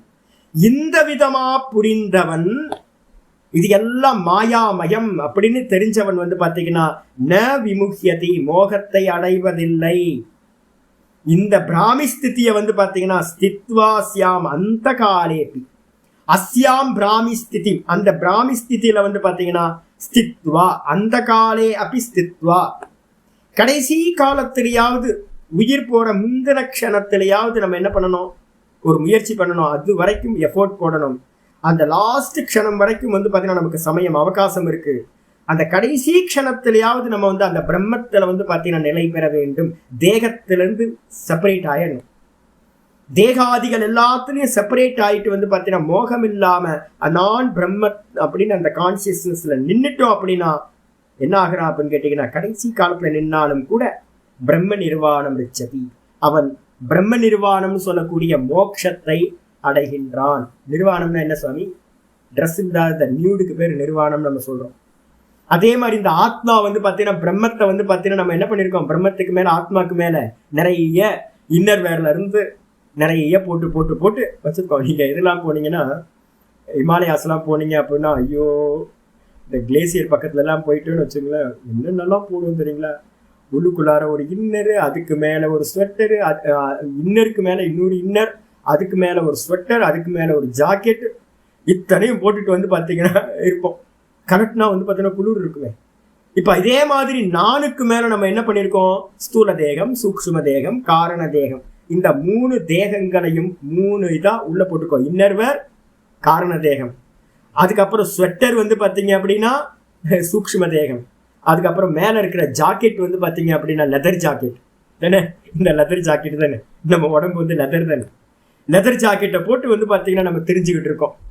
நிர்வாணம் ஆகணும். என்ன நிர்வாணம்? நான் ஸ்தூல தேகம் இல்லை, லெதர் ஜாக்கெட்டை தூக்கி போடுங்க. அதுக்கப்புறம் நான் சூக்ஷ்ம தேகம் இல்லை, சொட்டரை தூக்கி உள்ள போடுங்க, வெளியில போடுங்க. அதுக்கப்புறம் நான் வந்து காரண தேகமும் இல்லை, இன்னரை தூக்கி வெளில போடுங்க. போட்டுட்டு வந்து பாத்தீங்கன்னா நியூடா நிக்கிறது. யாரு? அகம் பிரம்மாஸ்மி, சச்சிதானந்த பிரம்மமா இருக்கேன், நான் 3 தேகங்கள் இல்லை அப்படின்னு நின்னா அதுக்கு பேரு தான் நிர்வாணம்னு பேரு. இந்த மாதிரி கடைசி காலத்திலாவது நம்ம நின்னோம் அப்படின்னா அந்த பிரம்ம நிர்வாணம்னு சொல்லக்கூடிய மோட்சத்தை அடைகின்றான் அப்படின்னு இந்த 72வது ஸ்லோகத்துல சொல்லி முடிச்சாச்சு. இதோட இந்த அத்தியாயம் வந்து பாத்தீங்கன்னா நம்ம சம்மரியை இதோட முடிச்சுக்கிறோம். ஒவ்வொரு அத்தியாயத்தையும் நம்ம வந்து பாத்தீங்கன்னா நிறைய கிளாஸ் பார்க்கறதுனால நம்ம இதெல்லாம் மனசுக்குள்ளார கொண்டு வரதுக்கு இப்போ ஒரு 5 கிளாஸ் பண்ணியிருக்கோமா, இந்த 5 கிளாஸ் மட்டும் நீங்க திரும்ப கேட்டீங்க அப்படின்னா மொத்தம் இதுவும் ரீகலெக்ட் பண்றதுக்கு ஹேத்துவா இருக்கும். இதோட இந்த அத்தியாயம் முடிஞ்சு. ஓம் இது ஸ்ரீமத் பகவத்கீதாசு உபனிஷத்சு பிரம்ம வித்யாயாம் யோகசாஸ்திரே ஸ்ரீ கிருஷ்ணார்ஜுன சம்வாதே சாங்கியயோகோ நாம द्वितीयोऽध्यायः. श्री कृष्णाय परमात्मने नमः. श्री कृष्ण ओम श्री कृष्ण कृष्ण कृष्ण ओम तत्सत्. ओम गीता शास्त्रमिदं पुण्यं यः पठेत प्रयतः पुमान् विष्णो पदमवाप्नोति भयशोकादिवर्जितः. गीताध्ययनशीलस्य प्राणायामपरस्य च नैव सन्ति हि पापानि पूर्वजन्मकृतानि च. न मलनिर्मोचनं पुंसां जलस्नानं दिने दिने सकृद्गीताम्बसि स्नानं संसारमलनाशनम्. गीतासु गीता कर्तव्या किमन्यै शास्त्रविस्तरैः या स्वयं पद्मनाभस्य मुखपद्मात् विनिश्रुता. भारतामृतसर्वस्वं विष्णो वक्त्रात् विनिश्रुतं. गीता गङ्गोदकं पीत्वा पुनर्जन्म न विद्यते. सर्वोपनिषदो गावः दुग्धा गोपालनन्दनः. पार्थो वत्ससुधीर्भोक्ता दुग्धं गीतामृतं महत्. एकं शास्त्रं देवकी पुत्रगीतम् एको देवो देवकी पुत्र एव. एको मन्त्रस्तस्य नामानि यानि कर्माप्येकं तस्य देवस्य सेवा. इति श्रीमद्भगवद्गीता माहात्म्यं सम्पूर्णम्. ओम श्री कृष्णाय परमात्मने नमः. श्री कृष्ण कृष्ण कृष्ण नारायण नारायण नारायण. நமஸ்காரம் ஜி. ஒன்னே ஸ்டெப்ஸ் வந்து கிளியரா புரிஞ்சுங்க. 1லிருந்து 10 வரைக்கும் குரு உபசதனம், 11லிருந்து 30 வரைக்கும் ஞானம், ஆத்ம லட்சணம் ஞானம். அதுக்கப்புறம் அதை அடையறதுக்கான உபாயமா நிஷ்காமிய கர்மயோகம், மனசாந்தி மனசமாதானம். அதுக்கு அடுத்தது வந்து பார்த்தீங்கன்னா 55க்கு மேலே 31லிருந்து 37 வரைக்கும் சொதர்ம அனுஷ்டானம். அந்த சொதர்மத்தையே வந்து பார்த்தீங்கன்னா 38லிருந்து 55, 53, 54 வரைக்கும் வந்து பார்த்தீங்கன்னா நிஷ்காமியமாக பண்ணுற கர்மயோகம். அதுக்கப்புறம் வந்து பார்த்தீங்கன்னா 55லிருந்து 72 வரைக்கும் ஞான நிஷ்டை. இவ்வளோதான் சித்தப்பரிக லட்சணம், ஞான நிஷ்டை முடிஞ்சு போச்சு. இவ்வளோதான். இதுதான் வந்து பார்த்தீங்கன்னா நமக்கு என்ன பண்ண போகிறோம், இந்த மீதி இருக்கிற 16 அத்தியாயங்கள்லையும் இதை மெதுவா அச்சீவ் பண்றதுக்கான மெத்தட்ஸ் தான் இனிமேல் நம்ம பார்க்க போறோம். இதை நல்லா ஸ்திரப்படுத்திக்கிட்டீங்க அப்படின்னா யாரும் உங்களை ஏமாற்ற முடியாது, யாரும் புரிஞ்சா போதும்னு ஒருத்தர் சொல்லி உங்களை வந்து டைவர்ட் பண்ண முடியாது. சரியா? ஹரி ஓம்.